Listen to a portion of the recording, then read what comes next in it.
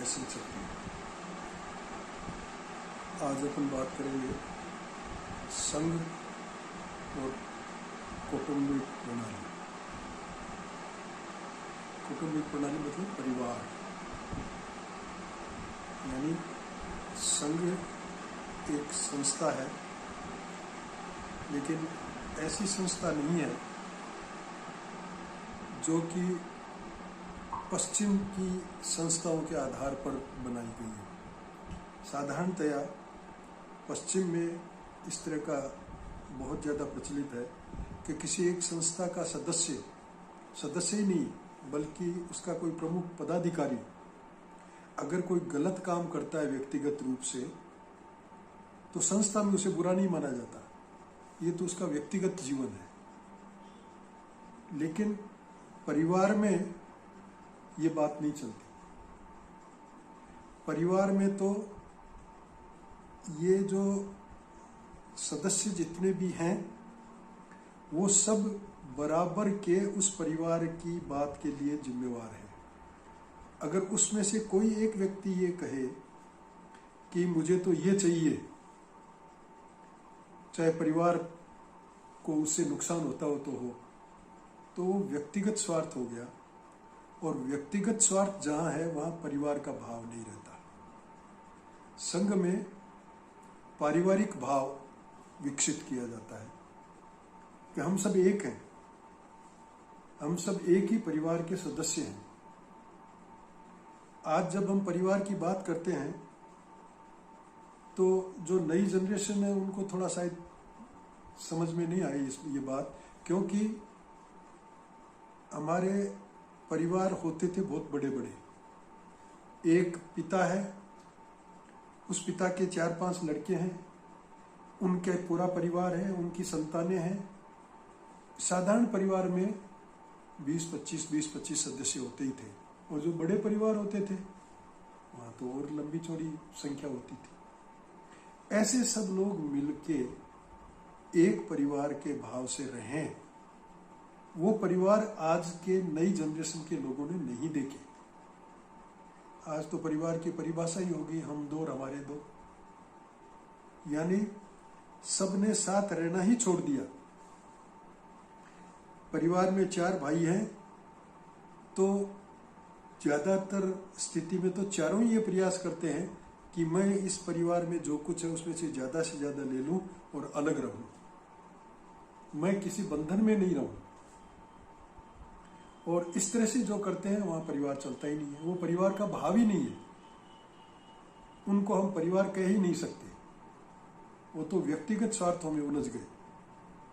और आजकल तो हमारी सरकारों ने कानून भी ऐसे बना दिए, पिता की संपत्ति में बहन भाई जितने भी हैं सबकी बराबर हिस्सा है। अब अगर पिता की संपत्ति कैश है तो उसको बराबर हिस्सों में बांट दो, कोई दिक्कत नहीं है। पिता की संपत्ति है एक मकान, उसको आप बहन भाई मिलके अगर 5-7 लोग हैं, उनको मकान को 5-7 हिस्सों में बांटोगे, यानी वहां रात दिन का झगड़ा खड़ा कर दोगे। पिता की संपत्ति है जमीन, और 5 सदस्यों में से 2 भाई है, 3 बहनें हैं। तीनों बहनों को उनके हिसाब के जितनी आती है 5वां हिस्सा करके तीनों को दे दी जाती है। वो उतनी सी जमीन के लिए क्या यहाँ खेती करने के लिए आएंगे? तब वो क्या करेंगे? वो उस जमीन को बेचकर पैसा बनाने की कोशिश करेंगे, और उस जमीन को बेचेंगे ऐसे लोगों को जो ज्यादा पैसा दे सकता है। तो हमारे घरों में तो हम देखते हैं, हमारे गाँवों में हम देखते हैं, हमारे पास पैसा नहीं होता लेकिन काश्तकार के पास भी पैसा होता है, दूसरों के पास पैसा होता है। वो आ जाएंगे, खरीद लेंगे, और फिर वो रात दिन का झगड़ा प्रारंभ हो गया। तो परिवार को तहस नहस करने की ये साजिशें भी है। परिवार को तहस नहस करने का आज सारा वातावरण है। उसके विपरीत संघ में हम पारिवारिक भाव विकसित करना चाहते हैं, और वो कर रहे हैं। शिविरों में हम जाते हैं, और शिविर में एक व्यक्ति की, शिविर प्रमुख के हिसाब से जो भी हिदायतें दी जाती हैं, निर्देश दिए जाते हैं, उसके अनुसार हम सब चलते हैं। और फिर उसमें परिवार का भाव तो ये होता है कि परिवार के विकास के लिए सब के सब मिलकर प्रयास करें। प्रयास ये होना चाहिए कि परिवार में अगर कोई एक व्यक्ति में कोई अभाव है, कोई कमी है, तो उस कमी को पूरी करने के लिए परिवार के बाकी सदस्य सारे जुटे रहें। वो है परिवार की भाषा, और वो हम शिविरों में अपने सामने देखते हैं। शिविर में एक घट है और उस घट के 10 व्यक्ति हैं, घट प्रमुख है। वो घट प्रमुख उन 10 व्यक्तियों के प्रति चिंतित है कि किस में क्या गड़बड़ है, अगर गड़बड़ है तो उसको दूर कैसे किया जाए और उसको कैसे लाइन पे लाया जाए, कैसे ये जो मार्ग है आगे बढ़ने का, उस मार्ग पे इसको चलाया जाए। इस प्रकार का प्रयास घट प्रमुख करता है। और हमारा जो भोजन प्रमुख है वो सबके भोजन की व्यवस्था करता है। उसके लिए ये नहीं कि भाई मैं जोधपुर से आया हूँ तो जोधपुर वाले जो हैं उनके लिए तो मैं अच्छा खाना बनाऊं, बाकी के लिए बनाऊं। सबके लिए समान खाना। और वो ध्यान रखता है कि शिविर में कोई बीमार है क्या, वो बीमार है उसको किस तरह का खाना चाहिए, उसको सिर्फ खिचड़ी चाहिए, दूध चाहिए या क्या चाहिए। जो उसको चाहिए उसके अनुरूप उसकी बात बनाई जाए, उसके हिसाब से उसके लिए रसोई बनाई जाए। इसी प्रकार अगर कोई बुजुर्ग है और उसको चाय की जरूरत है तो उसके लिए चाय की व्यवस्था की जाए। यानी वो किसी एक क्षेत्र के लोगों के लिए नहीं बल्कि पूरे शिविर के लिए चिंतित रहता है। यही पारिवारिक भाव है। इसी प्रकार जो हमारा शिविर प्रमुख है, शिक्षण प्रमुख है, वो भी बराबर इस बात की चिंता रखता है कि कौन व्यक्ति किस जगह फिट हो सकता है, उस पथक में उसको रखा जाए और वहां उसका शिक्षण ढंग से चले। जो पथक शिक्षक हैं उनसे रिपोर्ट लेते हैं और फिर उनको बराबर हर व्यक्ति में जिसमें जो भी अभाव है उसको दूर करने के लिए उपाय ढूंढते हैं, उपाय करते हैं। ये पारिवारिक भाव। और धीरे धीरे इस तरह से हर आदमी उसमें जुड़ना प्रारंभ कर देता है। और तब हम देखते हैं कि कोई झाड़ू लगा रहा है, कोई व्यक्ति है जो पानी लेके आ रहा है, कोई व्यक्ति है कि कहीं गंदगी पड़ी है उसको दूर करने का प्रयास कर रहा है, कोई व्यक्ति है जब मैस में कोई ईंधन की जरूरत है, अगर जाके कहीं से ईंधन लेके आना है तो उसमें लगा हुआ है। ये सब उस शिविर की सेवा में लगे हुए हैं। उस शिविर में जो लोग आए हैं उसको परिवार मानकर उनकी सेवा में लगे हुए हैं। क्यों? क्या उनको कोई तनख्वाह मिलती है? क्या उनको कोई सर्टिफिकेट मिलता है? क्या जाते वक्त उनको कोई प्रमाण पत्र देंगे कि इन्होंने शिविर प्रमुख की तरह या इसने घट प्रमुख की तरह या इसने भोजन प्रमुख की तरह इतना सुंदर काम किया? कुछ भी नहीं मिलने वाला, धन्यवाद तक मिलने वाला नहीं। लेकिन वो अपनी सुविधा को त्याग कर जो दायित्व उनको दिया गया है उस दायित्व को निभाने में तत्पर रहते हैं। यह है पारिवारिक भाव। और इस तरह से पारिवारिक भाव विकसित किया जाता है। वहां व्यक्तिगत स्वार्थ को छोड़ना पड़ता है। व्यक्तिगत स्वार्थ को अगर कोई भी पकड़ के बैठ जाए तो पारिवारिक भाव नहीं आ सकता। पारिवारिक भाव का जो किसी संस्था के मजबूत बनने का, किसी संस्था के परिवार बनने का आधार ही वो पारिवारिक भाव है। वो पारिवारिक भाव कि ये सब मेरे हैं, मैं इनमें से एक हूं और इसलिए मुझे इनकी सेवा में अपनी सुविधा को छोड़ के लगना चाहिए। ये भाव जहां होता है वहीं परिवार मजबूत बनता है, वहीं परिवार आगे बढ़ता है और विकास पाता है। किसी एक व्यक्ति को हम आगे बढ़ाएं और उसको आगे बढ़ाने के लिए कीमत कोई दूसरा व्यक्ति चुकाए, उसका नुकसान हो, तो ये पारिवारिक भाव नहीं है। किसी को आगे बढ़ाने की आवश्यकता है, उसको भी आगे बढ़ाएं। किसी में कोई विशेषता है, उस विशेषता को उभारें, लेकिन उसके कारण से परिवार के किसी दूसरे व्यक्ति का नुकसान नहीं होना चाहिए। यह है पारिवारिक भाव। यही सब बातें हमको संघ में सिखाई जाती है। और पारिवारिक भाव है हम सब एक हैं, चाहे हम किसी क्षेत्र में रहने वाले हों, चाहे हम किसी खाप के राजपूत हों, लेकिन हम सब एक हैं। हमारा समाज एक है, हमारी कौम एक है, वो कौम हमारी माँ है, हम उसके पुत्र हैं। ये भाव, जब पारिवारिक भाव संघ में आ जाता है, संघ के क्षेत्र में आ जाता है, तो वही पारिवारिक भाव आधार बनता है सामाजिक भाव का। फिर पूरे समाज को हम एक परिवार की तरह देखना प्रारंभ कर देते हैं। पुराने जमाने में इस तरह के बहुत सारे उदाहरण मिलते थे कि परिवार से अलग अगर कोई व्यक्ति जा रहा है और ऐसी कोई वो गलत एक्टिविटी करता है, तो परिवार उसको लाइन पे लाने की कोशिश करता है, नहीं आता तो उसको दुत्कार देते हैं। मुझे ध्यान है, आज से कोई 30-35 साल पहले की बात है, एक ठाकुर साहब के लड़के की शादी हुई और शादी के तुरंत बाद उस लड़के ने अपनी पत्नी को छोड़ दिया और अपने पिताजी को कहा कि मैं इसको नहीं रखूंगा, मेरी दूसरी शादी कर दो, इसको भेज दो वापस। उसके पिताजी का जवाब था कि मैं इसको मेरे घर की बहू बना के लाया हूं, वो मेरी बेटी की तरह है, ये रहेगी इस घर में, तेरे को रहना है तो रह, नहीं रहे तो तू भाग जा, तेरा कोई लेना देना नहीं। अगर तू इसको नहीं रखना चाहता तो तू इस घर का सदस्य भी नहीं है, निकल यहां से बाहर, तू जाने तेरा काम जाने। इस प्रकार का भाव जब रहता है परिवार के प्रति, परिवार के हर सदस्य के प्रति, तो जो गलत राह पे जाने वाला है वो भी धीरे धीरे मुड़ के वापस लाइन पे आ जाता है। और कोई ये 30-35 साल पहले की बात है, मैंने एक बात, किसी बॉम्बे से कोई एक आदमी आया था, उसने चर्चा की कि डीडवाना का बांगड़ परिवार है, बिजनेसमैन है, बनिए है। बॉम्बे में उनके परिवार के लगभग 100 लोग हैं, सब एक जगह रहते हैं और शाम का खाना सब एक साथ खाते हैं। किसी का कोई भी काम हो तो अपने काम को छोड़ो, पहले वहां आ जाओ।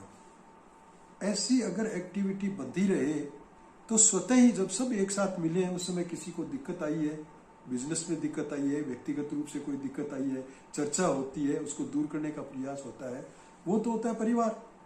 लेकिन आजकल तो बिजनेस इंडस्ट्रीज में भी ऐसे बहुत कम उदाहरण हैं जहां परिवार एक साथ रह रहा है।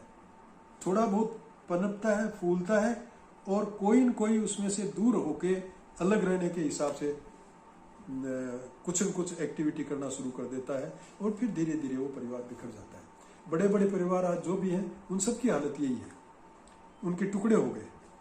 इसी प्रकार हमारे समाज में हम देखते हैं कि जब हम दो और हमारे दो की बात आई है तो अब परिवार नाम की चीज बची नहीं है, बहुत कम बची है। ऐसे में पूरे समाज को एक परिवार के रूप में परिवर्तित किया जाए, कितना मुश्किल काम है। ऐसा मुश्किल काम क्षत्रियुक्षण कर रहा है, पारिवारिक भाव जागृत करके, कौटुंबिक प्रणाली को अपनाकर। कौटुंबिक प्रणाली को हम वहां शिविरों में अपनाते हैं, शाखा में अपनाते हैं, शाखा के अलावा इतर क्षेत्र में, जीवन में भी जब हमारा स्वयं कहीं कोई दिक्कत महसूस करता है तो उसको अपनी दिक्कत मानकर, उसके लिए कष्ट उठाकर, उसके लिए कुछ त्याग करना पड़े तो त्याग करके भी उसको आराम दिलाने का प्रयास करते हैं। ये जो भाव जागृत हो रहा है वो धीरे धीरे हमारे समाज के भाव के रूप में और पूरे समाज को एक परिवार के रूप में देखने वाली बात है।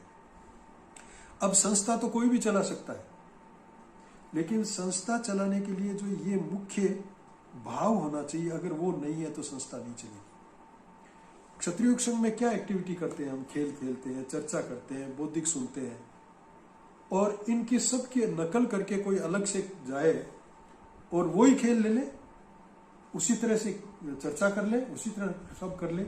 लेकिन अगर वो भाव नहीं है कि इस क्षेत्र में, मेरे संस्था में आने वाला प्रत्येक स्वयंसेवक मेरे परिवार का हिस्सा है, अगर वो भाव नहीं है तो वो संस्थाएं नहीं चल सकती, वो कोई परिवर्तन नहीं ला सकते, उनमें टूट फूट होती रहती है। और हम देखते हैं हमारे समाज में भी, दूसरी जगह भी, कि कोई संस्था पनपती है, उसका एक अध्यक्ष होता है, किसी कारण से अगर उस अध्यक्ष को हटा दिया जाए तो वो बिल्कुल निष्क्रिय, जो कल तक इतना सक्रिय था वो बिल्कुल निष्क्रिय हो जाता है और दूसरा व्यक्ति अपने आप को उभारने का प्रयास करना शुरू करता है। ये व्यक्तिगत स्वार्थों की बात हो गई और जब व्यक्तिगत स्वार्थ में उलझ जाते हैं तो वो संस्था चल नहीं सकती। और केवल साहित्य से भी संस्था नहीं, संघ में तन सिंह जी ने बहुत अच्छा साहित्य रचा है, ईवान सिंह जी का साहित्य है, इन साहित्यों के माध्यम से अगर कोई संस्था चलाना चाहता नहीं चल सकती।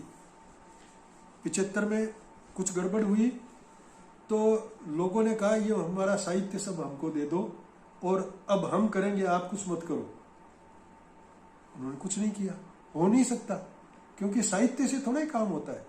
काम होता है उस अपनत्व से कि अपनापन आए, अपनापन आएगा, वो जुड़ेगा, तो जुड़ के काम करेंगे तब काम आगे बढ़ेगा, तब विकास होगा उस संस्था का, तब विकास होगा उस परिवार का।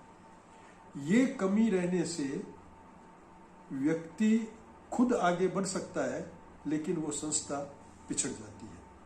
तो क्षत्रियुग संघ जो है वो उस कौटुंबीय प्रणाली को विकसित करने की एक आधारभूत प्रणाली देता है और उसमें निर्देशों के माध्यम से चलने का प्रयास करवाया जाता है। जब सबको निर्देश दिए गए, निर्देशों के माध्यम से हम सब चल रहे हैं, तो उनमें थोड़ी धीरे धीरे समानता आनी प्रारंभ होती है। जो सामूहिक साधना में लगते हैं, जो समूह के साथ चलते हैं, वो समूह के साथ चलते चलते कहाँ जाना है, क्या मार्ग है, ये नहीं जानते हुए भी, क्योंकि जो जानते हैं वो चल रहे हैं, उनके साथ वो चल रहे हैं, तो चलते चलते चलते चलते वो भी गंतव्य तक पहुंच सकते हैं। ये सामूहिक साधना का लाभ है। सामूहिक साधना में कुछ दिक्कतें भी आ सकती हैं, लेकिन उन सामूहिक साधना की दिक्कतों को दूर करके सामूहिक साधना के इस लाभ को, कि हम सब मिलकर सामूहिक रूप से आगे बढ़ें, इसीलिए सामूहिक निर्देश दिए जाते हैं। जो भी काम करना हो समूह के रूप में कहा जाता है। एक बार शिविर प्रमुख को जो निर्देश देने होते हैं प्रारंभ में दे देता है, उस हिसाब से जो गठ प्रमुख का काम है वो अपना उत्तरदायित्व उस हिसाब से निभाता है। जो पथक शिक्षक का काम है, पथक शिक्षक अपने हिसाब से निभाता है। जो एक साधारण स्वयंसेवक का जो दायित्व है वो अपने हिसाब से निभाता है। और इस प्रकार से सब मिलकर उस शिविर के माध्यम से एक भाव जागृत करते हैं कि हम सब एक परिवार के हैं। ये कौटुंबीय प्रणाली जब तक विकसित नहीं होगी तब तक कोई संस्था सफल नहीं हो सकती, तब तक कोई संस्था जो उद्देश्य लेके चल रही है उस उद्देश्य को प्राप्त नहीं कर सकती। बिखराव पैदा हो जाएगा और जहां कहीं भी इस भाव की कमी है वहां संस्थाएं बिखरती हैं। इसलिए जो आज पश्चिमी प्रभाव के कारण से व्यक्तिगत स्वार्थ बढ़ गया है, इस वजह से संस्थाओं में हर जगह गड़बड़ होती है। और वो संस्थाओं में गड़बड़ केवल सामाजिक संस्थाओं में नहीं, राजनीतिक संस्थाओं में भी ये स्थिति है। हर आदमी आगे बढ़ने का प्रयास कर रहा है। और इसलिए आज अपन देख रहे हैं, आप अखबार पढ़ते होंगे कि अभी राजस्थान में जो मुख्य दो दल हैं, उन सब जगह यही चल रहा है, दोनों में यही चल रहा है। वो कहता है मैं आगे आ जाऊं, वो कहता है मैं आगे आ जाऊं, और इसी संघर्ष में उलझे रहते हैं। और जब संघर्ष कर रहे हैं, आपस में ही लड़ रहे हैं, तो वो राजनीतिक दल अपनी मजबूती कैसे ले पाएगा, अपने विचार कैसे लोगों तक पहुंचा पाएगा, यही कमी हो जाती है। और इसलिए नए नए दल बनते हैं। जो आज एक दल में है वो जाकर एक दल में रहा है, मजबूत रहा है, मंत्री रहा है, लेकिन जहां उसकी बारी नहीं आई मंत्री पद में, तो वो टूट के दूसरी जगह चला गया। तो कहाँ है पारिवारिक भाव? राजनीतिक संस्थाओं में भी पारिवारिक भाव नहीं है। सब निज स्वार्थ में जुटे हुए हैं। और जब तक इस निज स्वार्थ को छोड़कर सामाजिक स्वार्थ को पनपाया नहीं जाएगा, तब तक कोई समाज आगे नहीं बढ़ सकता। इसीलिए हमारे समाज में वो भाव जागृत हो, हमारे समाज में ये भाव प्रसारित हो, उसके लिए ये पारिवारिक भाव, ये कौटुंबिक प्रणाली क्षत्रियुग संघ ने दी है। क्षत्रियुग संघ के स्वयंसेवक भी यहाँ हम अपनाते हों, और अगर परिवार में अगर अपन नहीं अपनाते हो तो हमने उसको स्वीकार नहीं किया है, हमने अपने जीवन में उतारा नहीं है। हम यहाँ भी अपनाएं और उसको अपने परिवार में वैसे का वैसे लागू करें, तब समाज में इस तरह का भाव बढ़ेगा। और हम यहाँ तो सीख के जाएं और बाहर जाकर हम परिवार में आपस में अगर जुतम फजाता करें तो फिर क्या फायदा? समाज में कुछ नहीं पनपेगा, समाज में कोई प्रगति नहीं हो पाएगी। इसलिए क्षत्रियुग संघ के स्वयंसेवक की ये बहुत बड़ी जिम्मेवारी है कि केवल संघ में ही नहीं, मेरे जीवन के प्रत्येक आयाम में मैं उस भाव को जागृत रखूं और उस भाव के अनुसार ही मैं काम करूं। मैं घर में काम कर रहा हूं तो मैं समाज में काम कर रहा हूं, मैं किसी कार्यालय में काम कर रहा हूं, मैं किसी राजनीतिक दल में काम कर रहा हूं, जहां कहीं भी मैं काम कर रहा हूं वहां जो मैंने संघ से सीखा है उस भाव को जागृत रख के मैं काम करूं, ये आवश्यक है। तो क्षत्रिय संघ ये जो कौटुंबीय प्रणाली को विकसित करना चाहता है वो आवश्यकता है, समाज की आवश्यकता है, और वो किसी संस्था की भी आवश्यकता है। कोई भी संस्था उसके बिना पनप नहीं सकती, अपने उद्देश्य की ओर बढ़ नहीं सकती। इसीलिए इतना आवश्यक ये है, इसीलिए हमारे मार्ग में, हमारी साधना में क्षत्रिय संघ ने इस कौटुंबीय प्रणाली को विकसित करने का प्रयास किया है। जो हो रहा है बहुत अधिक मात्रा में संघ के क्षेत्र में, शिविरों में, शाखाओं में कोई दिए हुए काम में बराबर हो रहा है, और अधिकांश क्षेत्र में बार भी हो रहा है। कुछ गलतियां कुछ स्वयंसेवक करते हैं तो उनको जहां कहीं भी समझ में आती है समझाने का प्रयास किया जाता है, पता चलता है तो समझाने का प्रयास किया जाता है और उसको दूर करने का प्रयास किया जाता है, ताकि ये भाव प्रसारित हो और प्रसारित होकर हम सब के लिए सामाजिक भाव में परिवर्तित हो और समाज में भी इसी प्रकार का भाव जागृत हो। तब जाकर समाज में एकता आती है, एकता में शक्ति होती है। जय श्री कृष्ण।